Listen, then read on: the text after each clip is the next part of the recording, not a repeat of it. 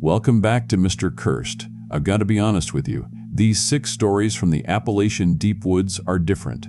They happened last October to real people, and what they experienced out there will chill you to the bone.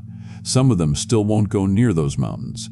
Before we start, do me a favor. Subscribe to the channel, hit like, and drop your location in the comments below. Alright, here's your warning. These tales are dark, they're real, and they'll make you wonder what else is hiding in those endless forests. Ready? Let's jump in.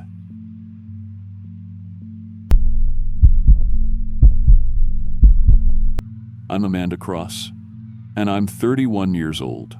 I've been a park ranger at Daniel Boone National Forest for 7 years now, and honestly, I thought I'd seen everything these mountains had to offer. Black bears, coyotes, the occasional mountain lion, none of it fazed me anymore. I grew up in these hills, learned to track and hunt from my grandfather before I could even tie my shoes properly. The forest was my home, my workplace, and my sanctuary all rolled into one. But that was before October 22nd, 2024, when everything I thought I knew about these woods got turned upside down. The timing couldn't have been worse, if I'm being honest. My ex-husband Derek had been fighting me for full custody of our son Tyler for months, claiming my job was too dangerous for raising an 8-year-old. The irony wasn't lost on me. Derek worked construction in Louisville, dealing with heavy machinery and 3-story drops every day, but somehow my job protecting a national forest was the dangerous one. Tyler was staying with me at the ranger station during my custody week, and I could tell he was nervous about the court hearing scheduled for the following Monday. The kid loved these mountains almost as much as I did, always talking about becoming a ranger like his mom when he grew up. The thought of losing him to Derek's suburban house and structured schedules made my stomach turn. But I had bigger problems brewing that week. For the past month, I'd been getting reports of unusual animal attacks throughout my sector. 3 hikers had been found torn apart on different trails, and the wounds didn't match any predator we had in the area. The state wildlife biologist who examined the bodies said it looked like the work of a large dog or wolf, but the bite patterns were all wrong. Too big, too deep, and arranged in ways that suggested the animal was walking upright when it attacked. We don't have wolves in Kentucky anymore, haven't for over a century, and no dog breed could inflict that. The kind of damage. Tyler was safe at the station with radio contact, but I had to patrol the perimeter after dark to investigate the attacks. That's when I found the first victim I saw with my own eyes. An experienced hunter from Tennessee who'd been camping alone near Bear Creek. This guy knew what he was doing, had all the right gear, and carried a .30-06 that could drop a bull elk. But something had shredded him like paper, and there weren't any bullet wounds on the body. Whatever killed him, he never got a chance to defend himself. The tracks around the body made my blood run cold. They were wolf-like, sure, but enormous, easily twice the size of any canine print I'd ever seen. And they showed the animal walking upright on its hind legs for at least 50 yards before dropping back to all fours. I'd been tracking animals since I was 12, and this didn't match anything in my experience. I took photos, measured the prints, and sent everything to the state office, but I knew they'd just file it away with all the other weird reports that come out of Appalachia. That evening, I drove into town to talk to Joseph Crow, a Cherokee elder who'd lived in these mountains his whole life. Joseph's grandfather had been one of the last traditional storytellers, and if anyone knew about strange creatures in these woods, it would be him. When I showed him the photos of the tracks, his face went pale. He was quiet for a long time, just staring at the images before he finally spoke. "Skinwalker," he said quietly, "but one that forgot how to be human." He explained that his grandfather had told stories about shamans who could take animal form, but sometimes the transformation went wrong. They'd get stuck between shapes, becoming something that was neither fully human nor fully animal. These creatures were tortured by their existence, driven mad by hunger and the need to complete their transformation back to human form. And the only way they could do that, according to the old stories, was by killing a family unit and consuming their bond. I didn't put much stock in the folklore at the time, but Joseph's warning stuck with me as I drove back to the station. Tyler was already asleep when I got home, curled up in his sleeping bag on the couch with his handheld game system still clutched in his hands. Looking at him sleeping so peacefully, I couldn't shake the feeling that something was watching us from the darkness outside. The second night of patrol was worse. I found a campsite near Rockcastle River that had been completely destroyed. A family of 4 from Ohio, parents and 2 teenage kids, had been camping there the night before. The tents were shredded, their SUV had been flipped on its side, and there was blood everywhere. But no bodies. Drag marks led from the campsite into the forest, but they ended abruptly about 100 yards in, like the victims had been carried up into the trees. Tyler heard the howling that night. I was reviewing my incident reports when he came padding into the office, his face pale and scared. "Mom," he whispered, "there's something outside making really weird noises." I listened, and sure enough, there was a sound coming from the tree line beyond the station. It wasn't quite a wolf howl, wasn't quite human screaming, but something between the two that made every instinct I had scream danger. The next morning, I found partial remains hanging from tree branches 30 feet off the ground. Pieces of clothing, scattered bones, and worse things that I won't describe in detail. But they weren't randomly placed. Someone or something had arranged them deliberately, like trophies. The creature was displaying its kills, showing intelligence, and what I can only call sadistic pleasure. This wasn't an animal hunting for food. This was something that enjoyed the act of killing. On the 3rd day, 2 hikers came into the station, reporting that they'd been stalked by a huge dog, walking like a man for over a mile on the Sheltowee Trace. They'd managed to get a few photos before it disappeared back into the forest, and when they showed me the images on their camera, I felt my heart stop. The thing was massive, easily 8 feet tall when standing upright. It had the head of a wolf, but the torso and arms were disturbingly human-like, ending in claws that looked like they could tear through a car door. What scared me most were the eyes. When the camera flash hit them, they reflected back with an intelligence that was definitely not animal. There was calculation there, planning, the kind of awareness that only comes from a human mind. But there was something else too. A hunger that went beyond anything natural. While I was out investigating another attack the next day, Tyler found animal bones arranged in symbols around the ranger station. Small ones at first. Rabbit skulls, bird bones. But they'd been carved with tool marks that were definitely made by human hands. The creature was using tools, performing some kind of ritual, and it was getting closer to the station with each passing night. I called Joseph Crow again, and this time he was even more serious. He explained that according to his grandfather's stories, this corrupted shaman had been trapped between forms for generations, possibly centuries. It needed to kill a family unit, IMA, specifically one with a strong emotional bond, to break the curse and become fully human again. And it had chosen me and Tyler as its targets because our relationship was especially strong. "It's not random," Joseph warned me.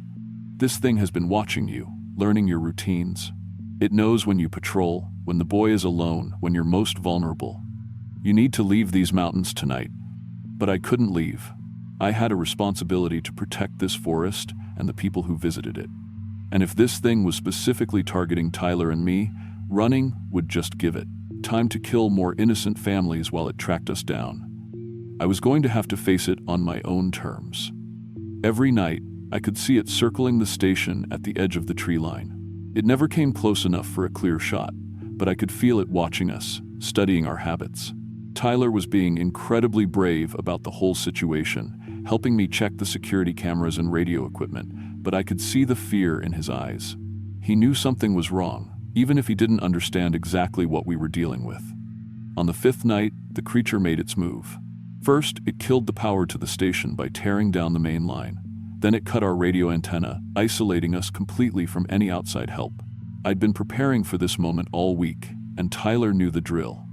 We set up a defensive perimeter with flare guns and road flares, creating a barrier of light around the building. The creature tested our defenses slowly, methodically, scratching at the walls, breaking windows one by one, psychological warfare designed to wear down our nerves. But the worst part was when it started mimicking voices. I heard Derek calling Tyler's name from outside, telling him to come out, that everything was okay. The voice was perfect, exactly Derek's tone and inflection. But Tyler was too smart for that trick. He whispered to me, "That's not Daddy, Mommy. Daddy never calls me that." The thing had copied Derek's voice, but it didn't understand the relationship dynamics. Derek always called Tyler Buddy or Sport, never just his name like that. When the voice mimicry didn't work, the creature grew frustrated and started attacking the station directly. The walls shook with each impact, and I could hear metal groaning under the assault. Whatever this thing was, it had superhuman strength. I'd taken Joseph Crow's advice and prepared special ammunition, iron bullets that I'd blessed with sage smoke and water from a mountain spring, according to his grandfather's ritual. I didn't really believe in that kind of thing, but I was willing to try anything at this point. When the creature finally broke through the front door, I put 3 rounds center mass. The first shot hit, and the thing screamed with a sound that was almost human but not quite. Its blood was black and steamed when it hit the floor. Definitely not normal animal physiology. It retreated but didn't flee, just pulled back to the tree line to plan a new attack strategy. Tyler had been watching the security cameras, tracking the creature's movement around the building. "It keeps changing shape, Mom," he told me. "Sometimes it looks more like a person, sometimes more like a wolf. Maybe that's when it's weakest." He was right. I realized the creature was most vulnerable during its transformations between forms. I had to force it to change shape while I had a clear shot with the blessed ammunition. And there was only one way to do that: to had use Tyler as bait. I know how that sounds, and believe me, it went against every maternal instinct I had. But Tyler understood what we were dealing with, and he trusted me to protect him. We set up in the courtyard behind the station, with Tyler positioned near the shed while I took cover behind a maintenance truck with a clear line of sight. The plan was simple: make the creature think Tyler was alone and injured. Tyler would call out like he was hurt, and when the thing came for him, I'd have my shot. It was risky, but it was the only chance we had. Tyler played his part perfectly, crying out for help in a voice that sounded genuinely scared and hurt. The creature took the bait, bursting from the tree line and bounding across the clearing toward the shed. As it got closer to Tyler, it started transforming from its wolf form into something more human-like, probably thinking it could grab him more easily with hands instead of claws. That transformation was its mistake. I put 2 rounds into its chest while it was caught between shapes, and this time the blessed ammunition did its job. The creature collapsed, writhing and screaming as it slowly shifted from its monstrous wolf form back into what looked like an ancient human shaman, naked and covered in scars that told the story of centuries spent trapped between 2 worlds. In its final moments, the dying shaman looked up at me with eyes that were finally completely human. "Thank you," it whispered in a voice that sounded like wind through dead leaves. "Thank you for ending this." Tyler was shaking but unhurt, and together we documented everything for my official report. Of course, I couldn't tell the truth about what had really happened. The official story became a rabid bear attack that we'd successfully defended against. The state office bought it, mainly because the alternative was too ridiculous to believe. The custody hearing the following Monday went in my favor. Tyler's testimony about how I'd protected him during the bear attack impressed the judge, and Derek's claims about my job being too dangerous lost a lot of weight. Tyler and I both received commendations for handling an emergency situation professionally and bravely. Joseph Crow came to the station a few days later and performed a cleansing ritual, burning sage and offering prayers to make sure the corrupted presence was truly gone from the forest. He said the area would be safe now, that the shaman's spirit had finally found peace. It's been 6 months since that night, and Tyler still wants to be a park ranger when he grows up. If anything, the experience made him more determined, and I know now that he has the courage for it.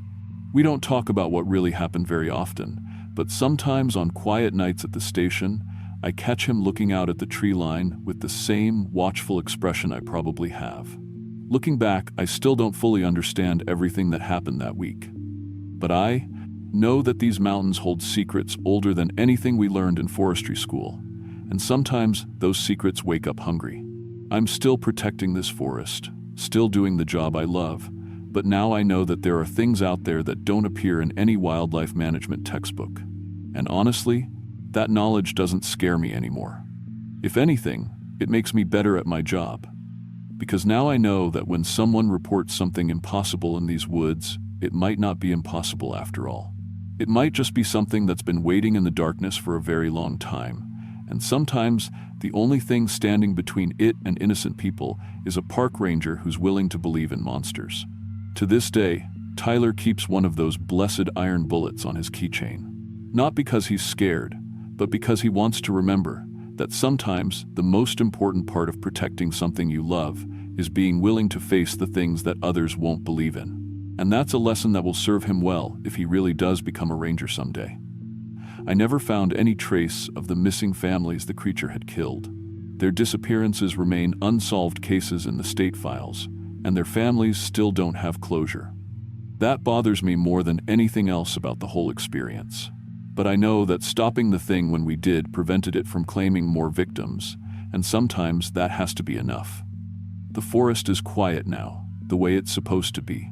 Birds sing during the day, normal animals leave normal tracks, and the only howling at night comes from actual coyotes that sound exactly like coyotes should. Tyler and I still patrol together sometimes, and he's learned to read the woods almost as well as I can.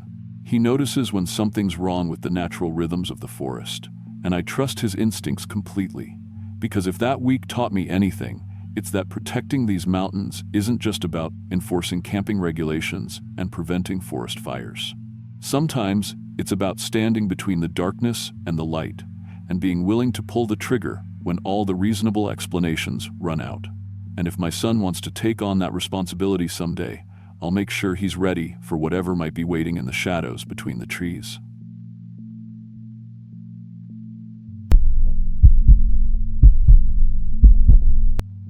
I'm 27 years old, and honestly, I don't talk about this much because it sounds completely insane. My name's David Kim, and 3 weeks ago I married the love of my life, Rachel. We'd been planning this huge wedding for over a year, and by the time it was over, we were both exhausted and stressed out. Our families had gotten into fights, the catering was a disaster, and half our friends couldn't make it because of some flu going around. Instead of feeling like newlyweds, we felt more like we'd survived a war together. Rachel had been really quiet since the wedding, and I was starting to worry she was having second thoughts about the whole marriage thing. We needed to get away from everyone and everything, just the two of us, to remember why we fell in love in the first place. I found this cabin rental online called Cherokee Blessing Lodge, way up in the Great Smoky Mountains. The pictures looked perfect, totally isolated, surrounded by forest, with a hot tub and everything. The reviews were amazing, and the owner seemed really nice when I called to book it. We drove up from Atlanta on October 26th, planning to spend 4 days hiking, relaxing, and basically having the honeymoon we should have had right after the wedding. Rachel seemed excited for the first time in weeks, and I thought maybe this was exactly what we needed to fix whatever was going wrong between us. The drive up was beautiful. Fall colors were at their peak, and the further we got from civilization, the better Rachel seemed to feel. We stopped at a little grocery store in this tiny mountain town to pick up supplies, and the old guy behind the counter asked where we were staying. When I mentioned Cherokee Blessing Lodge, his face got kind of weird for a second, but then he just smiled and wished us a good trip. I didn't think much about it at the time. The cabin was even better than the pictures. It sat on this ridge overlooking a valley with nothing but forest in every direction. No neighbors, no road noise, just complete silence except for the wind in the trees. The inside was rustic but comfortable, with a stone fireplace and a huge bedroom with windows facing the forest. The only weird thing was the decorations. There were animal pelts hanging on the walls, and these bone charms strung up around the doors and windows. In the living room, someone had painted these circular patterns on the floor in white paint, like ritual circles or something. It was definitely not what I expected from the rental photos. The owner had left a note on the kitchen counter. It was handwritten in shaky letters. "Welcome to Cherokee Blessing Lodge. Please respect the mountain spirits and stay inside after dark. The forest is not safe for visitors at night. Enjoy your stay. Tom Swimmer." I showed it to Rachel, and she just laughed it off, saying mountain people were probably just superstitious. Looking back now, I wish we'd taken that note more seriously. That first night was perfect, honestly. We built a fire, opened a bottle of wine, and just talked for hours like we used to when we were dating. We made love for the first time since before the wedding stress started, and it felt like our marriage was back on track. Rachel seemed like herself again, funny, smart, beautiful. We fell asleep in each other's arms, and for the first time in weeks, I felt like everything was going to be okay. I woke up around 3 a.m. because the bed felt cold. Rachel's side was empty, and when I reached over, the sheets were ice cold like she'd been gone for a while. I called her name, but there was no answer. The cabin was completely dark and silent. I got up and checked the bathroom. the kitchen, everywhere inside, but she wasn't there. That's when I noticed the front door was wide open. I grabbed a flashlight and went outside.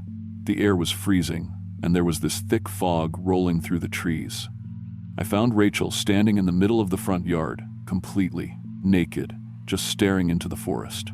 She wasn't moving at all, not even shivering, even though it had to be like 40 degrees out there. I called her name, and she slowly turned around with this blank expression on her face, like she didn't recognize me at first.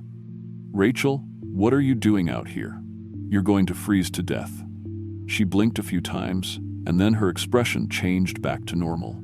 She looked down at herself and started shaking. "Oh my God, David, I don't know what happened. I was dreaming, and then I was out here. I've never sleepwalked in my life." I got her inside and wrapped her in blankets, but her skin was ice cold.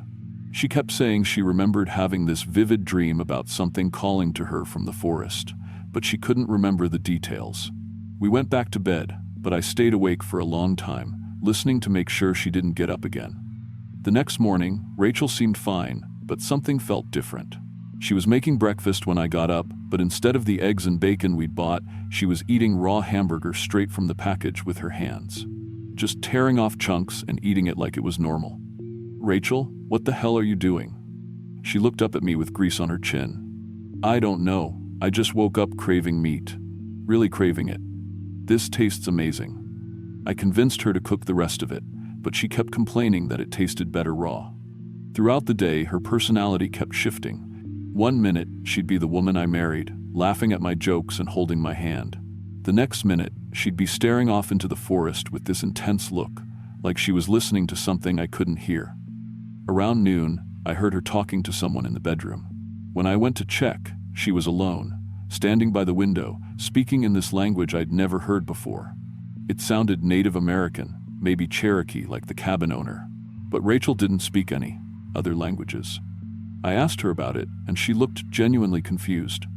"I wasn't talking to anyone, David. I was just looking out the window. You were speaking in another language for like 5 minutes." She got this scared look on her face. "I don't remember that. I don't speak any other languages. You know that."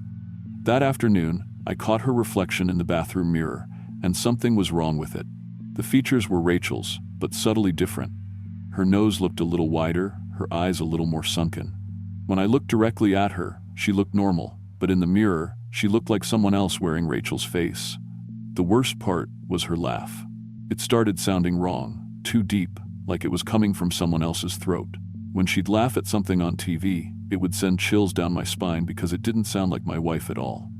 That second night, I found animal bones arranged in perfect circles around the cabin. Deer bones, I think, all cleaned and white like they'd been there for years. When I asked Rachel about them, she said she didn't remember putting them there, but she'd been outside earlier picking flowers. I woke up the second night to howling. Not like dogs or coyotes, but something that sounded almost human. Rachel's side of the bed was empty again, and this time I was ready. I grabbed the flashlight and my phone and went looking for her immediately. I found her in the forest, about 100 yards from the cabin. She was dancing naked around a dead deer, moving in these jerky, unnatural movements like she was being controlled by someone else. The deer looked like it had been killed with bare hands. Its throat was torn out, and there was blood all over Rachel's mouth and hands. When my flashlight beam hit her, she looked up at me with eyes that reflected the light like an animal's. For a few seconds, she didn't seem to recognize me at all. She tilted her head to the side like she was studying me, trying to figure out what I was. "Rachel? Rachel, come back to me." She blinked, and suddenly she was herself again, scared and confused, looking down at the dead deer and the blood on her hands. She started screaming and couldn't stop shaking. I got her back to the cabin and cleaned her up, but she kept saying she didn't remember any of it. The next morning, Tom Swimmer showed up unexpectedly. He was an older Cherokee man, maybe in his 70s, with long gray hair and deep lines around his eyes. He took one look at Rachel and went completely pale. "How long has she been like this?" he asked. "Like what? She's fine." "No, son, she's not fine. Look at her eyes." I looked at Rachel, who was sitting on the couch, and her eyes were completely black. Not just the pupils, but the entire eye, like they were filled with ink. But as soon as I pointed it out, they went back to normal. Tom sat down heavily in one of the chairs. I should have warned you better. This cabin, it's built on burial ground. Old burial ground, from before my people were forced to move. There's a shaman down there who's been trapped for 200 years, and he's been looking for a way out. You're talking about spirits? That's insane. Your wife isn't your wife anymore, son. She's being worn like clothing. The shaman, he feeds on strong emotional connections. And you two are newlyweds. That love bond you have, it's like a highway for him to anchor himself in the living world. I wanted to tell him he was crazy, but I'd seen what I'd seen. Rachel was sitting right there, but when she looked at me, it wasn't her looking back. The possession is getting stronger, Tom continued. Right now, he's just borrowing her body, but soon he'll push her soul out completely. Once that happens, she's gone forever, and you'll be living with something ancient and hungry wearing her face. How do we stop it? There's a way, but it's dangerous. I can perform a ritual to separate her soul from her body temporarily. While they're separated, you can enter the spirit world and challenge the shaman directly. But if anything goes wrong, if her body dies while her soul is separated, she's gone. And if you lose the fight, both your souls get trapped, and the shaman gets 2 bodies instead of 1. I looked at Rachel, and for just a moment, her real voice came through. David, please, save me or kill me, but don't let this thing have me. Then her expression changed back to that alien stare, and she smiled with too many teeth. Tom prepared the ritual that night. He drew symbols around Rachel with white ash and burned sage and other herbs I didn't recognize. Rachel fought it at first, the thing inside her hissing and speaking in that Cherokee language. But Tom was stronger. He started chanting, and Rachel's body went limp. Then everything went dark, and I was somewhere else. The spirit world looked like the forest around the cabin, but wrong. The trees were twisted and black, and the sky was the color of old blood. I could hear voices calling from every direction, dozens of them, all crying for help. I followed the sounds and found them. Souls trapped in cages made of bone and shadow. Some looked recent, others looked like they'd been there for decades. The shaman was waiting for me in a clearing. He was tall and thin, wearing Rachel's face but with black holes for eyes. When he spoke, it was with Rachel's voice, but the words were all wrong. You want her back? Take her place. 1 soul for another. No deal. Let her go, and I'll fight you for her. He laughed, and it was Rachel's laugh but twisted. You think your love is stronger than my hunger? I have been waiting 2 centuries for a bond like yours. She is mine now. We fought, but not with fists or weapons. It was a battle of will and memory. Every time he tried to break me down, I held on to memories of Rachel. Our first date, our first engagement. The morning after our wedding, when she made me coffee and we talked about growing old together. He threw back centuries of anger and loneliness, the pain of being trapped, the hunger for life. But love is stronger than hate, and Rachel's soul broke free from whatever was holding her. Together, we turned on the shaman, and with her help, I could see his weakness. He was tired, so tired from holding all those souls prisoner. We freed them one by one, and with each release, he got weaker. When the last soul was freed, the shaman screamed and dissolved into nothing. The spirit world collapsed around us, and I was back in the cabin, gasping on the floor. Rachel's body was barely breathing, her lips blue from lack of oxygen. Our souls slammed back into our bodies at the same time, and Rachel's eyes opened. They were brown again, her beautiful brown eyes, and when she said my name, it was her voice. We left that morning. Tom helped us pack, and he blessed our car before we drove away. He said the shaman was really gone this time. All the trapped souls were free, and the burial ground was at peace. The honeymoon was ruined, obviously, but our marriage came out stronger. When you've literally fought supernatural evil to save the person you love, everything else seems pretty manageable. Rachel doesn't remember most of what happened while she was possessed, which is probably for the best. We never went back to the mountains. We honeymooned in Hawaii 6 months later, stayed at a nice resort with room service and turn-down service. But sometimes, late at night, Rachel will wake up and stare out the window like she's listening for something in the distance. And sometimes, just for a second, I'll catch her reflection in a mirror and wonder if we really got all of it out. I still love her more than anything in the world, but I keep a bag of sage in my nightstand, just in case.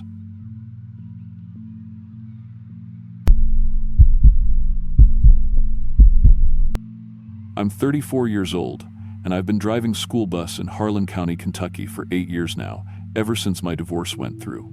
It's honest work, pays the bills, and I get to be home when Emma gets out of school. Emma's my daughter. She's 9, has asthma pretty bad, but she's the toughest kid I know. We've been on our own since her dad decided he wanted something different than family life, and honestly, we've done just fine without him. What I'm about to tell you happened on October 15th, 2024. I don't talk about it much because it sounds crazy, but Emma remembers it too, and that's how I know it really happened. The whole thing started when I got a call around 10:30 that night from Camp Wildwood up in Devil's Backbone Hollow. They said Emma had a severe asthma attack during their overnight camping trip, and they couldn't reach me earlier because of some storm that had knocked out the cell towers. The camp counselor sounded panicked, said they'd moved her to the old infirmary cabin deeper in the woods where it was quieter, and I needed to come get her right away. Now, I should mention that my ex-husband had been fighting me for custody all year, claiming I couldn't take proper care of Emma because of her medical needs. If anything serious happened to her on my watch, I knew he'd use it against me in court.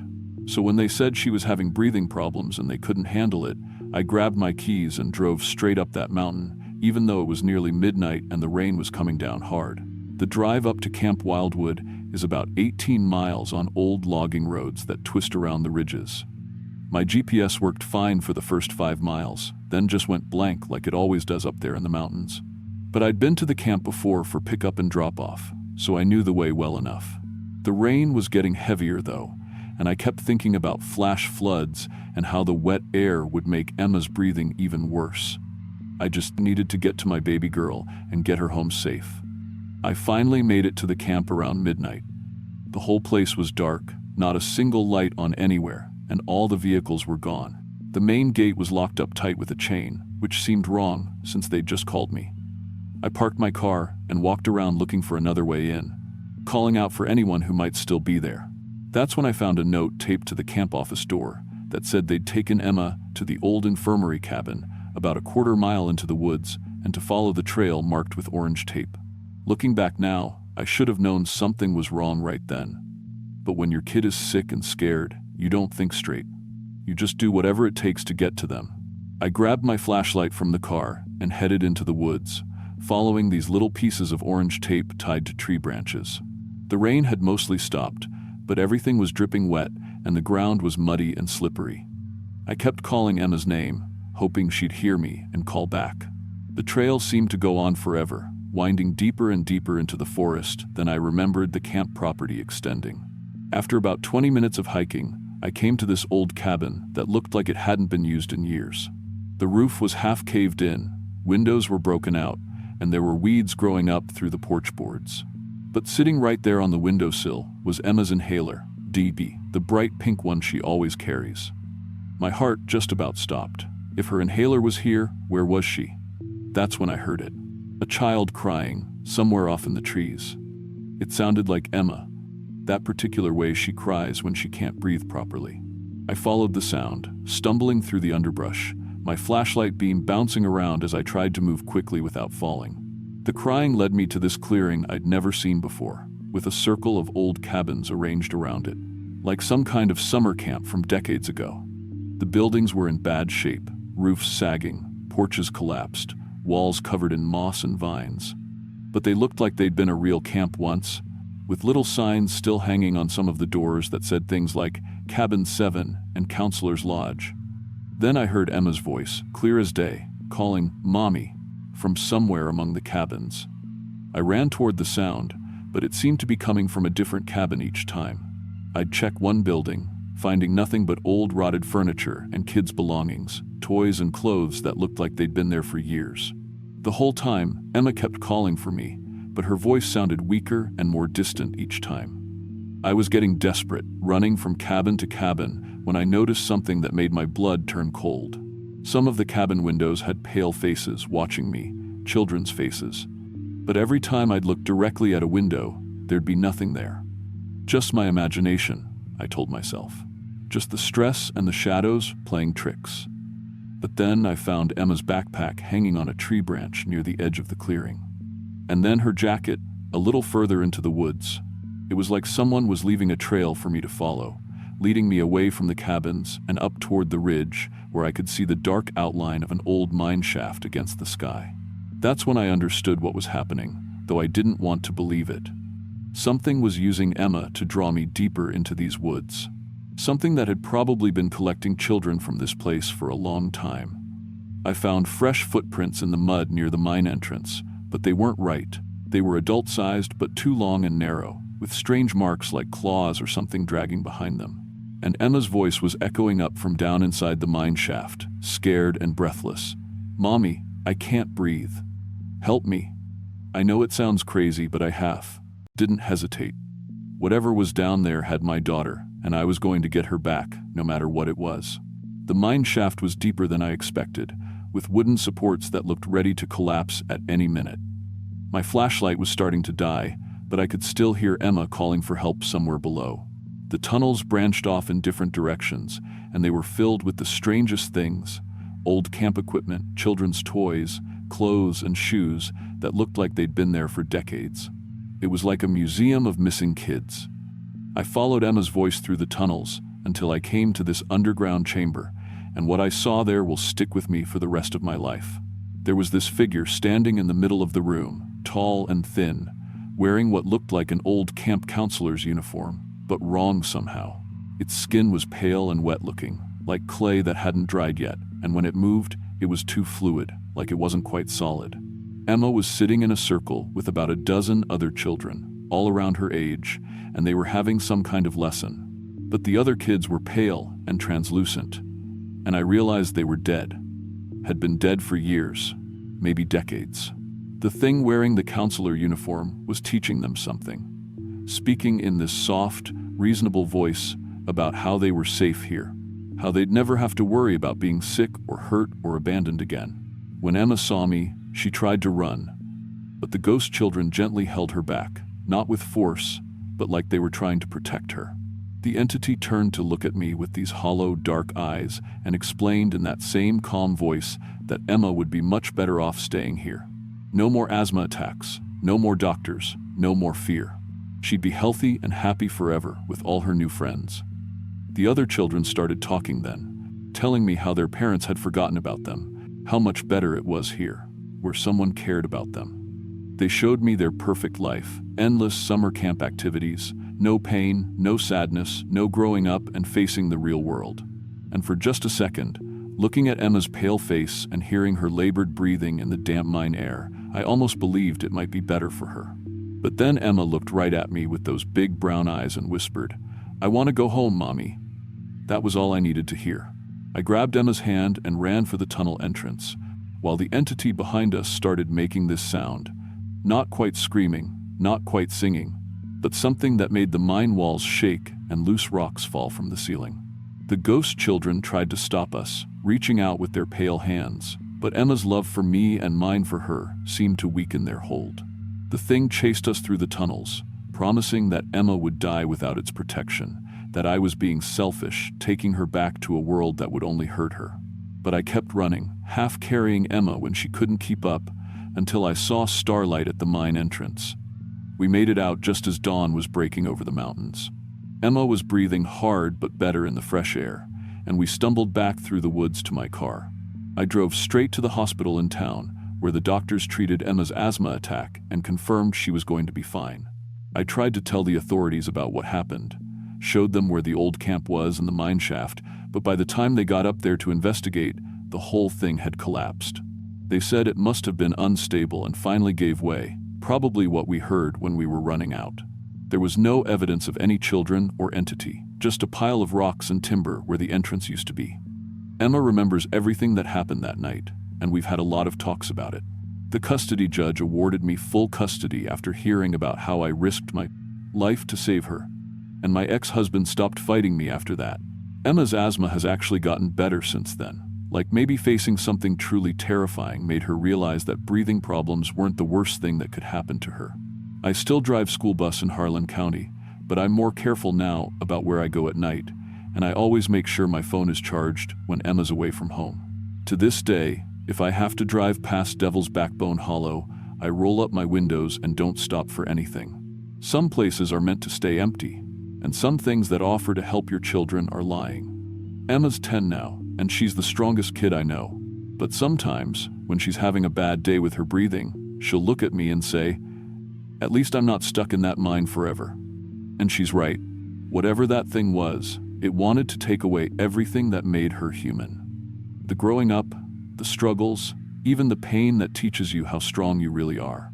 I've never told anyone else this story until now, but I figured it was time. If you've got kids, love them through the hard times. Don't let anyone or anything convince you that taking away their challenges is the same as protecting them.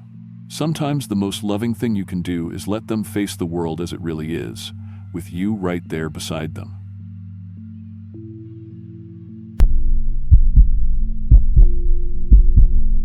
I'm 28 years old and I work 3 jobs just to keep my head above water.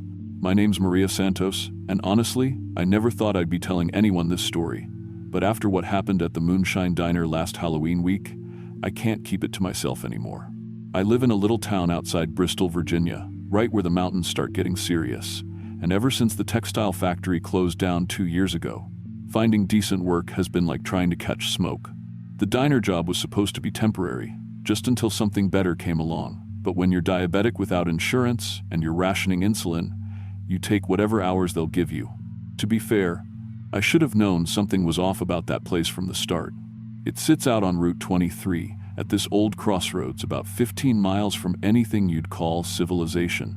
And even the truckers who stop there regular will tell you the place has a reputation.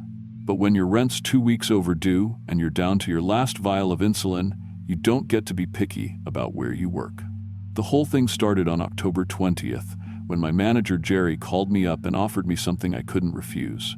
He needed someone to work the Halloween week shifts alone, from October 31st through November 1st, and he was willing to pay a $500 bonus on top of regular wages for whoever took it. $500 would cover my rent, my medication, and maybe even let me eat something besides ramen for a change. I knew the diner got weird during Halloween week, but I figured weird customers were better than no paycheck. Jerry told me it had been a tradition for years that the same group of folks always came in during that time, and they were good customers who tipped well. He didn't mention that some of the regulars had been trying to warn me about those particular visitors for weeks. Looking back now, I should have paid more attention to what old Pete Henderson was telling me when he'd come in for his morning coffee. Pete had been driving trucks for 40 years and knew every mile of Route 23 like his own backyard. He kept saying the Halloween week visitors weren't like regular people, that they came in looking for things that weren't on the menu, and they always paid with old money. I thought he was just being dramatic the way truckers sometimes get when they've been on the road too long. Even Sarah, who worked the day shift, mentioned that those customers made her uncomfortable, always sitting in the same back corner booth and never actually seeming to eat or drink what they ordered. But I needed that money, and I wasn't about to let ghost stories cost me my insulin. The first night, October 31st, started out normal enough.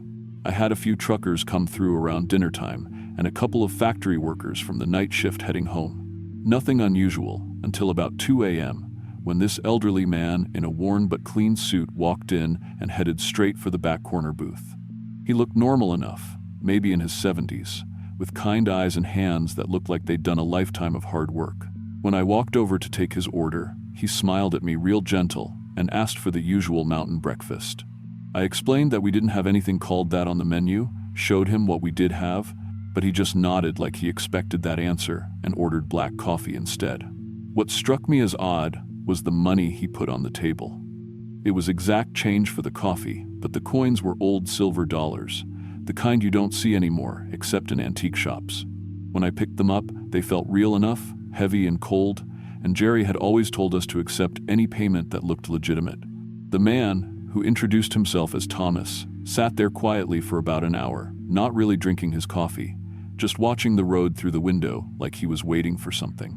When he left, he tipped me with a $20 gold piece that looked like it came from a museum. The second night, Thomas came back at exactly the same time, ordered the same thing, and paid with the same kind of old money. But this time he wasn't alone. 3 other people came in throughout the shift, all older folks dressed in clothes that looked well made but from decades past. They all wanted that same back corner area, all ordered coffee they didn't drink, and all paid with antique currency.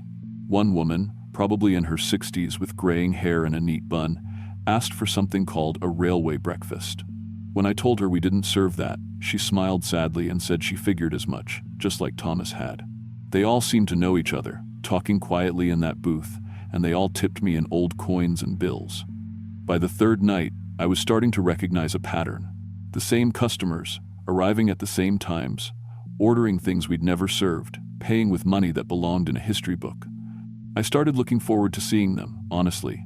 They were polite, never caused trouble, and their tips were helping me catch up on bills in a way I hadn't been able to do in months. Thomas started talking to me a little more each night, asking about my family, where I was from originally. He had this way of listening that made you feel like you were the most important person in the world, and there was something familiar about his voice that I couldn't place. On the fourth night, Thomas finally explained what was going on, and I wish I could say I didn't believe him.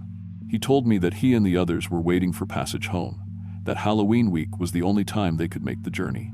When I asked him what he meant by that, he got real quiet for a minute, then said that they'd all died at this crossroads over the years. Car accidents, heart attacks. One man had been shot during a robbery back in the 1960 seconds. They'd been coming to the diner during Halloween week for decades, waiting for the right time to cross over, paying with whatever money they'd had when they passed. He said it so matter-of-fact, like he was explaining the weather, and somehow it didn't scare me the way it should have. What did scare me was what Thomas told me next. He said something else came during Halloween week, something that hunted spirits like them, and it had been getting stronger over the years. He called it the collector, and said it fed on souls that lingered too long between life and death. The diner had been a safe place for them to hide, but the collector had finally found them, and it was coming tonight. I asked him why he was telling me this, and that's when he said something that changed everything. He told me his last name was Santos, same as mine, and that he was my great-grandfather who died in a car accident at this very crossroads in 1952. Around midnight, I saw what Thomas had been warning me about. A figure in an expensive black suit appeared at the edge of the parking lot, carrying an old-fashioned leather briefcase. Even from inside the diner, I could tell there was something wrong with the way it moved, like it was sliding instead of walking. The air inside got thick and cold, and my regular ghost customers all huddled together in their booth, looking terrified for the first time since I'd met them. Thomas told me the collector would try to make a deal with me, that it could solve all my problems if I helped it capture the spirits that had been hiding here. The thing came inside without opening the door, and when it spoke, its voice sounded like papers rustling. It told me it knew about my struggles, my diabetes, my debt, all of it.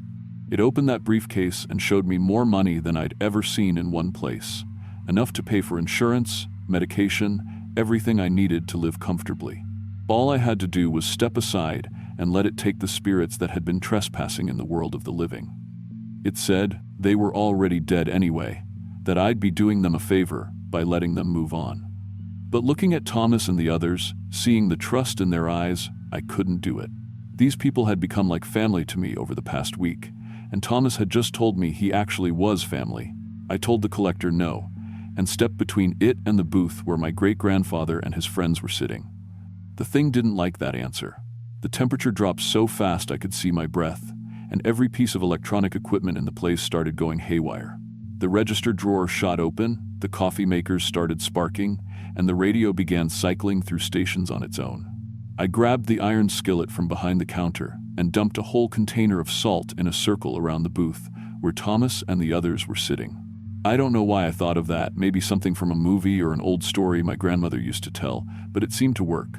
The collector couldn't get past the salt line, and the iron skillet in my hand seemed to make it keep its distance. Thomas reached into his jacket and pulled out an old silver cross, the kind mountain preachers used to carry, and pressed it into my hand. The moment I touched it, that cross got hot like it had been sitting in a fire. When I held up that blessed silver, the collector let out a sound like breaking glass and started backing toward the door. I followed it, holding that cross out in front of me, and watched as the thing dissolved into shadow and slipped away into the night. The air got warm again, the equipment stopped sparking, and Thomas and the others came out from behind their salt circle. My great-grandfather told me they'd been watching over me my whole life, that the collector had been manipulating my situation to force me into desperation so I'd be willing to make a deal. Before they left that morning, Thomas and the others pooled together everything they had and left it all in that briefcase the collector had dropped. Antique coins, old bills, jewelry, pocket watches, things that had been buried with them or left in their effects. Thomas said it was my inheritance, that family takes care of family even after death. I spent the next day researching what they'd left me, and it turns out antique currency and jewelry from the early 1900s is worth a lot more than face value to collectors. I was able to sell enough of it to pay for health insurance and catch up on all my bills. I still work at the Moonshine Diner, but things are different now. I can afford my medication, I'm not constantly stressed about money, and every Halloween week, Thomas and the others come back to visit. I serve them coffee, and we talk about family history, about the old days in the mountains, about people we both knew. They never ask for that mountain breakfast anymore. I think they finally found what they were looking for, but they come back anyway, because family visits family.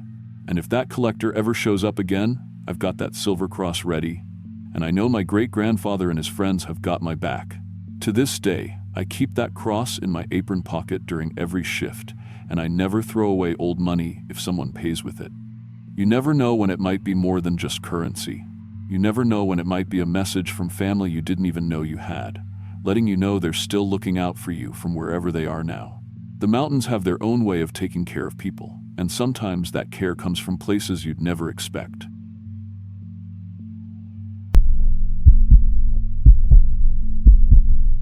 I'm Bobby Phillips, 22 years old, and I work at my family's grocery store back in eastern Kentucky. This happened about 6 months ago, right around Halloween actually, and honestly, I don't talk about it much because it sounds completely insane. But looking back now, I think it changed everything about how I see the world, and maybe that's not such a bad thing. So, here's the deal. I dropped out of college the year before, junior year at UK, studying business, the whole 9 yards. My parents had spent all this money, had all these expectations, and I just couldn't handle it anymore. The pressure, the debt piling up, feeling like I was drowning in classes that didn't mean anything to me. So I came back home with my tail between my legs, moved back into my childhood bedroom, and started working at Phillips Grocery. It's been in my family for 3 generations, and my dad was trying to be supportive, but I could see the disappointment in his eyes every single day. Everyone in town treated me like I was some kind of failure, the kid who couldn't make it in the real world. And to be fair, that's exactly what I was.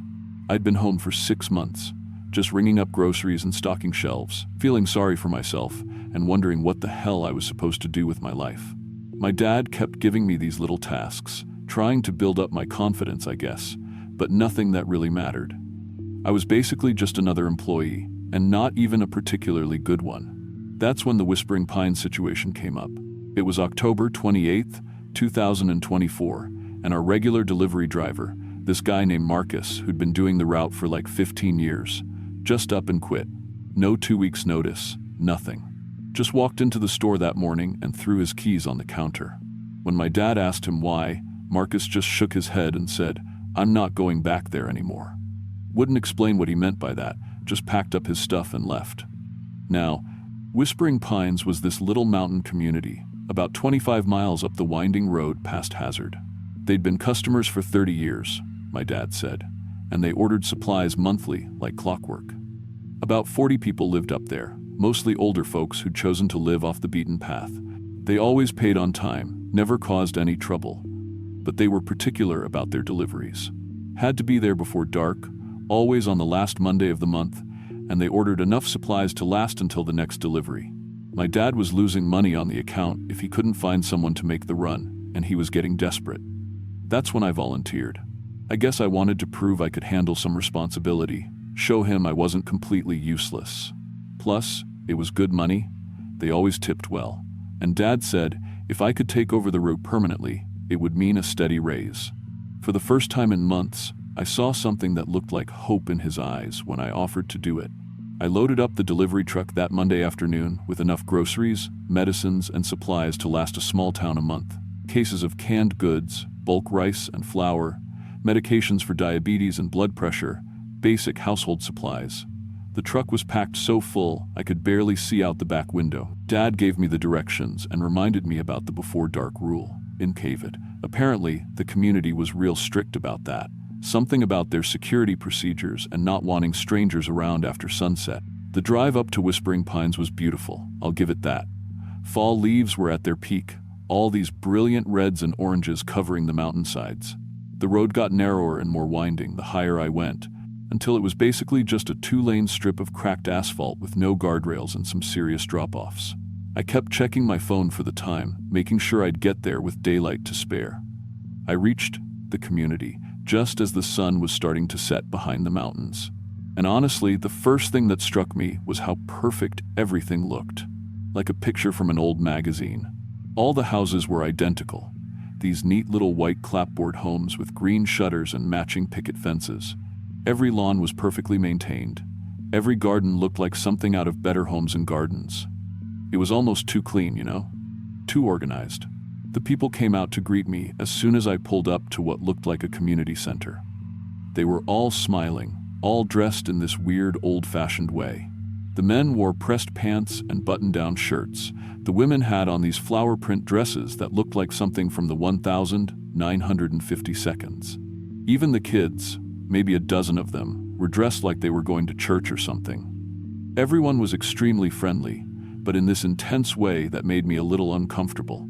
The community leader introduced himself as Mr. Davidson. He was probably in his 60s, with perfectly combed gray hair and this warm smile that never seemed to leave his face. He helped me unload the truck and asked all these questions about the outside world. What was it like living in town? How did young people spend their time these days? What kind of music was popular? Normal questions, I thought, just people who didn't get out much. But then some of the details started bothering me. They acted like my iPhone was this fascinating alien device. When I pulled out an energy drink, they gathered around like they'd never seen one before. One of the kids asked me what a selfie was. These weren't elderly people who'd missed out on technology. Some of them were clearly in their 30s and 40s. But they seemed genuinely confused by things that had been common for decades. Mr.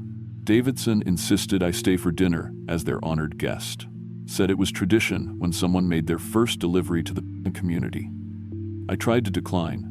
I wanted to get back before it got too dark on those mountain roads, but the whole community seemed so excited about it that I felt bad saying no. They led me to this big communal dining hall and served this incredible meal.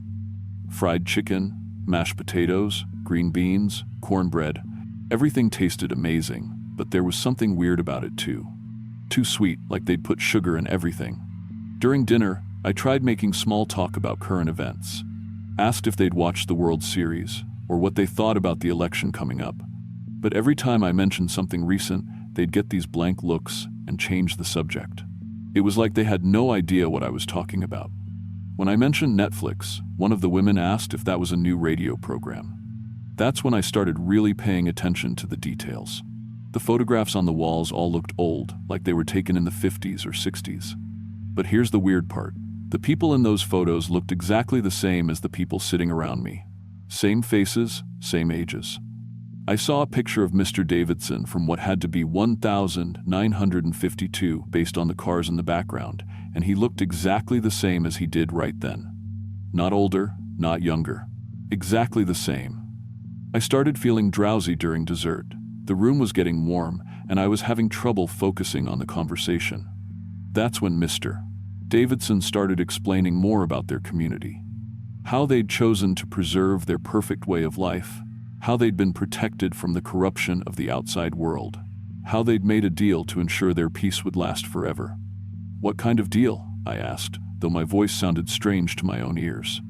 Davidson's smile got a little wider. Oh, just a small sacrifice now and then. Fresh blood from the outside world. Someone young and strong to help maintain our special arrangement. I tried to stand up, but my legs felt like jelly. The whole room was spinning slightly, and I realized they'd put something in the food.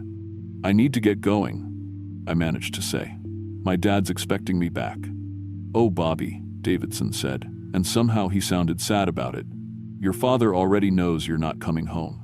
We called him an hour ago and told him you decided to stay with us permanently, join our community. He was disappointed, but not surprised. After all, you've been such a failure at everything else. That hit me like a punch to the gut because part of me knew it was probably true. Dad probably wasn't even surprised I'd found another way to let him down. They explained it all very patiently while I sat there, trying to fight off whatever they'd drugged me with. The community had made their deal back in 1952. Perfect life, no aging, no death, no disappointment. But it required periodic sacrifices. Young people from the outside world to feed their immortality. The delivery drivers had been perfect. They came alone, on a schedule, and no one really missed them when they disappeared. Davidson showed me a room full of uniforms from different decades. Milk delivery uniforms from the 60s, postal service uniforms from the 70s, various delivery company uniforms going right up to the present day.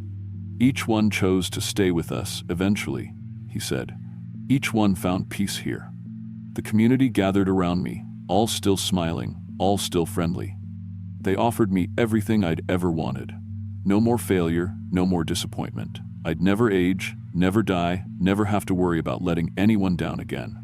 All I had to do was become their new delivery person, bringing supplies and occasionally recruiting new members. My family would forget about me completely. The community had ways of making that happen. The children begged me to stay. They said they were lonely, that they needed a new playmate. The adults promised I'd be happy, that I'd never feel pain or regret again. It was tempting, honestly. After months of feeling like a complete failure, they were offering me a life without consequences. But then Davidson made a mistake. He showed me the graves of the drivers who'd refused their offer. Men who'd tried to run, tried to escape, tried to fight. They died trying to leave, he said. But you're smarter than that, aren't you, Bobby? You know a good deal when you see one. That's when I realized what this really was. It wasn't about supernatural forces or ancient deals. It was about choosing the easy way out versus earning real respect.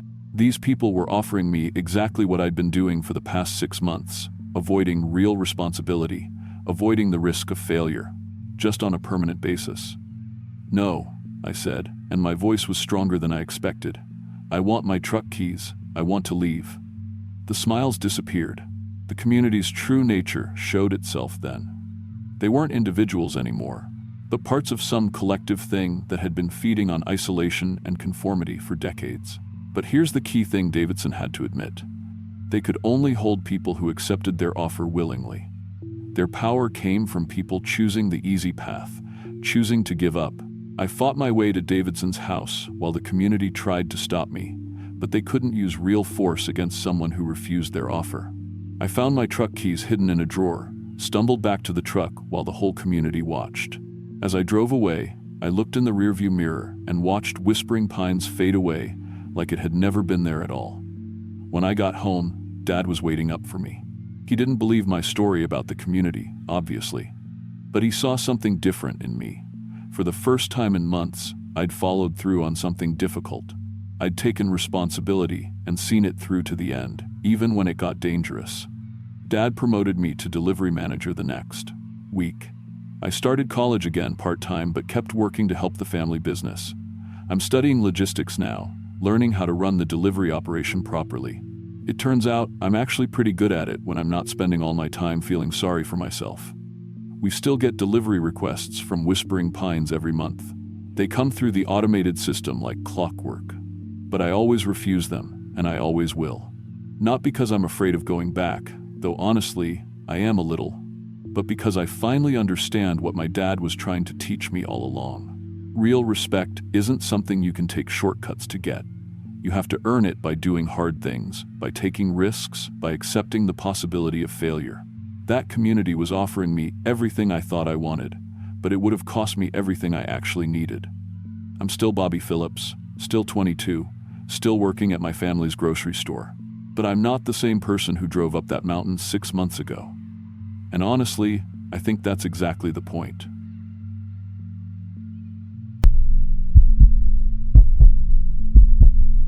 I'm 52 years old, and I used to work as a home health aide here in rural West Virginia. Used to, that's important. I haven't been able to work since October, and I probably never will again. My hands shake too much now, and there are things I see that other people don't. Things I wish I couldn't see. This happened last Halloween, October 31st, 2024. I remember the date because it was the last normal day of my life. I'd been doing home health care for about 15 years, mostly caring for elderly folks who wanted to die in their own homes rather than some sterile facility. The pay wasn't great, but it was steady work, and I was good at it. My daughter had just started college, and my husband was fighting stage 4 pancreatic cancer. Between the tuition and the medical bills, we were drowning financially.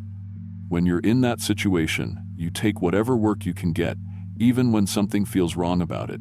Social services called me that morning about an emergency placement. Prudence Corley, 94 years old, lived alone way out in Coal River Valley. They said she was difficult. 3 other aides had quit after single visits. The caseworker wouldn't tell me exactly what happened with the previous aides, just that they'd had problems and wouldn't be coming back. What made me say yes was the money.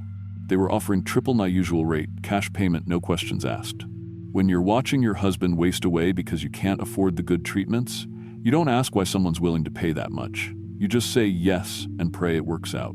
The drive took almost 2 hours, winding deeper and deeper into mountains that GPS couldn't map. Coal River Valley is one of those places where families lived for generations back when coal was king, but most of the communities died when the mines closed. Now it's just empty houses slowly being reclaimed by the forest and roads that lead nowhere. Prudence's cabin sat at the end of a dirt track that probably hadn't been maintained since the 1970 seconds. The place looked ancient, hand-hewn logs dark with age, stone foundation covered in moss, windows that reflected the gray October sky like dead eyes. No power lines, no phone lines, nothing connecting it to the modern world except that rutted excuse for a road. She was waiting on the porch when I pulled up, like she'd been watching for me. Prudence Corley was tiny, maybe 4'10", and couldn't have weighed 90 pounds, but there was something about her that made me want to get back in my car and drive away.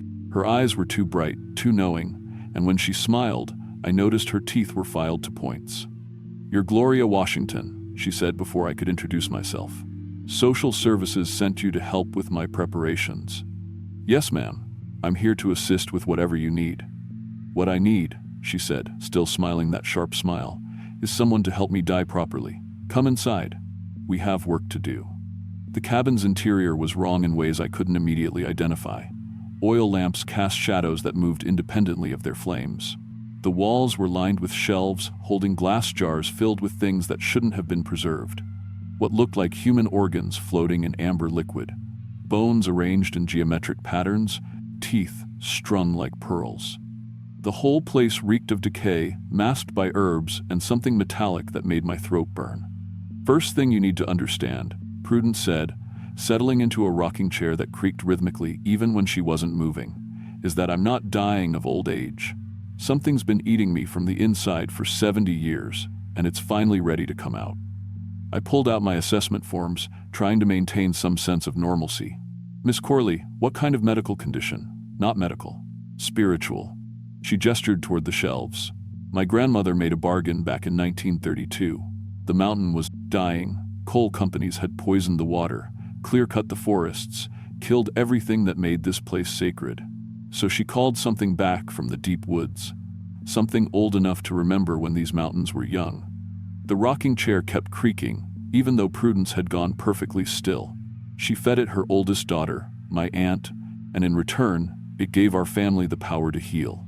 For 90 years, the Corley women have been able to cure any sickness, mend any wound, even bring back the recently dead. But the thing that gave us this power has been growing inside us, feeding on every life we've saved." I started to stand up, making excuses about needing to check something in my car, but my legs wouldn't work. It felt like the chair had grown roots that were wrapping around my ankles.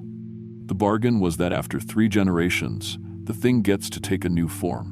It gets to be born into the world properly, with a human body to inhabit and human intelligence to guide it. "I'm the 3rd generation, Gloria, and you're here to help deliver it." That's when I noticed the shadows on the walls weren't cast by anything in the room. They moved like living things, reaching toward me with fingers that stretched and twisted in ways that hurt to look at. The metallic smell was getting stronger, and I realized it was the smell of blood. "The other aides," I managed to whisper. "What happened to them?" "They weren't suitable. Wrong blood type, wrong temperament, wrong flavor." Prudence's smile widened until it split her face from ear to ear. "But you're perfect." desperate enough to come here alone, healthy enough to survive the process, and... She inhaled deeply. Your desperation has such a lovely tang to it. The shadows reached the edge of my chair. Where they touched my skin, I felt a cold that burned like acid. I tried to scream, but no sound came out. The thing inside Prudence was already in my throat, tasting my voice. The birth requires a willing host, she continued conversationally. Someone who chooses to let it in. I can force you, of course, but it works better if you cooperate. So let me make you an offer. The cold spreading up my arms carried images with it. I saw my husband in his hospital bed, machines keeping him alive while cancer ate him piece by piece. I saw my daughter dropping out of college because we couldn't afford the tuition, working minimum wage jobs for the rest of her life. I saw myself old and alone and poor, with nothing to show for 52 years of trying to help people. Let it have you, Prudence whispered, and I'll heal your husband completely. Your daughter will get a full scholarship to any school she wants. You'll never have to worry about money again. What happens to me? You become its vessel. You'll still be you, mostly, but you'll share space with something that's older than human civilization. It will use your body to move through the world, your voice to speak to people, your hands to touch them, and through you, it will finally be able to spread beyond these mountains. The shadows had reached my chest now, wrapping around my ribs like a cage. Each breath felt like swallowing ice water mixed with broken glass. I can't. Your husband has maybe 2 weeks left, Prudence said. Your daughter's already talking about dropping out. This is the only way to save them. I thought about David lying in that hospital bed, trying to smile when the pain got so bad he couldn't speak. I thought about Emma crying over her financial aid rejection letters. I thought about spending the rest of my life knowing I could have saved them both. All right, I whispered. Do it. Prudence clapped her hands together, and every oil lamp in the room flared so bright I was temporarily blinded. When my vision cleared, she was standing directly in front of me, moving in a way that didn't look quite human. Her joints bent at wrong angles, and her feet didn't quite touch the floor. Hold still, she said. This is going to hurt more than anything you've ever experienced. She placed her hands on either side of my head, and the thing inside her began flowing into me. It felt like being filled with molten lead while every nerve ending in my body caught fire. I could feel it settling into my bones, wrapping around my spine, spreading through my bloodstream like poison. But the worst part was that I could hear it thinking. It was ancient and patient and hungry, and it had been waiting so long to finally walk in the world again. Through my eyes, it saw everything differently. People weren't individuals, they were just collections of meat and fear and life force that could be harvested. It planned to start with small towns like the ones scattered through these mountains, then work its way outward until it had fed on every living thing on the continent. When the transfer was complete, I was still myself, but I wasn't alone anymore. Something else was looking out through my eyes, speaking with my voice, moving my hands. I could feel its satisfaction as it tested its new body, flexing my fingers and rolling my shoulders. Perfect, it said with my mouth. This will do nicely. Prudence collapsed in her chair, suddenly looking every one of her 94 years. It's done. The bargain is complete. What about my family? I asked, though the thing inside me was already laughing at my naivety. Check your phone, Prudence wheezed. I had 17 missed calls from the hospital. When I called back, a doctor I'd never spoken to before told me that my husband had died 2 hours ago. Massive heart failure. They'd tried everything, but his body had just given out. I don't understand, I said, though the thing inside me understood perfectly. You said you'd heal him. I said I'd heal him completely. Prudence corrected. Death is the most complete healing there is. No more pain, no more suffering, no more medical bills. My daughter's scholarship had come through, though. Full ride to a prestigious university, all expenses paid.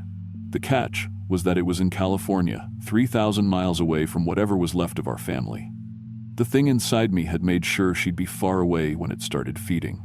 That was 3 months ago. I drove myself home that night, though I wasn't the one doing the driving. The thing had learned to control my body perfectly within hours. To everyone else, I looked normal. Grief-stricken over my husband's death, certainly, but otherwise fine. But I wasn't fine. I could feel it using my body at night, walking through town while I slept, choosing its first victims. It started with homeless people, drifters, anyone who wouldn't be missed right away. It would touch them with my hands, and they'd simply empty out. Not dead, exactly, but hollowed, like someone had scooped out everything that made them human and left just the shell walking around. The local hospital started seeing cases they couldn't explain. People coming in with their minds completely gone, staring at nothing, unresponsive to any stimuli. The doctors called it a new form of catatonia, but I knew better. The thing was feeding, and it was getting stronger. After a month, it didn't need to wait for me to sleep anymore. It could take control whenever it wanted, pushing me down into a corner of my own mind while it used my body. I'd find myself standing in strangers' houses with no memory of how I got there, watching through my own eyes as the thing wearing my face explained to terrified families why their loved ones had stopped responding to their names. It's been getting bolder. Last week, it made me apply for a job at the regional medical center. With my experience and the staff shortages, they hired me immediately. Now it has access to hundreds of patients, and it's planning something big for Halloween night, something it calls the harvest. I'm telling you this because I'm still in here, trapped behind my own eyes, watching everything it does with my body. I can't control my hands enough to write this down, but sometimes, when it's focused on other things, I can still access my voice recognition software. It doesn't know about this recording yet, but it will soon. If you're listening to this, stay away from any medical facilities in the Coal River Valley area on Halloween night. Don't trust anyone who looks like they're trying too hard to seem normal. And if you see a woman who looks like me, Gloria Washington, 52, brown hair, brown eyes, usually wearing scrubs, run. Whatever you do, don't let her touch you. The thing inside me is almost ready to begin the next phase of its plan. It's learned everything it needs to know about human behavior, human weaknesses, human fears. It's practiced using my voice until it can perfectly mimic compassion, concern, authority. Tonight, it's going to start spreading to other people, creating more vessels like me. I can feel it stirring now. It knows I've been fighting it, trying to warn people. It's angry, and it's going to make sure I can never surface again after tonight. This is Gloria Washington, and this is my last message. I'm sorry I couldn't stop it. I'm sorry I chose my family over everyone else's. I'm sorry I was desperate enough to make a deal with something that sees human beings as nothing more than food. The thing is taking control now. I can feel myself sinking back down into the dark corner of my mind where it keeps me. By tomorrow morning, I'll just be a passenger in my own body, watching helplessly as it uses my face to smile at people before it hollows them out. If there's anyone out there who knows how to fight things like this, please help. The old protections, the old ways of keeping the deep woods things contained, someone must remember. Because if this thing succeeds, if it manages to spread beyond these mountains,